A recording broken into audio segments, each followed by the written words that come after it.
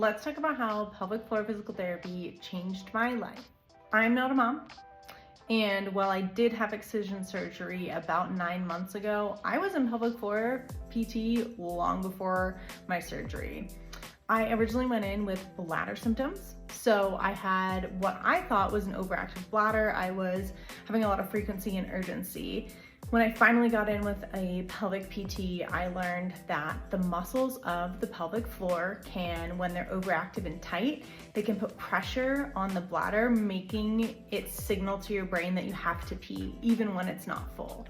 So I worked extensively with a physical therapist to release the tight pelvic floor and then also strengthen it, because a lot of times tight muscles are also weak muscles.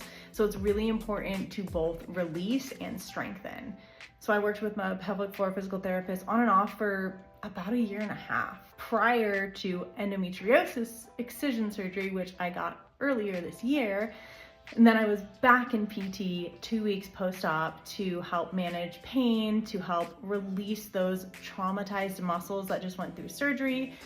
Another thing you can talk about with your pelvic PT is modalities that you can use to help release the muscles. So there are things like pelvic wands and dilators to help you release those, especially on your own when you're at home. So your pelvic PT can teach you how to do them in your session, and then you can take them home and they're yours to keep after you purchase them. So if you've been living your whole life thinking that you need to wait to give birth or have surgery to reap the benefits of pelvic floor PT, I am here to tell you, and I am a living example, that you don't need to wait and start living your best life.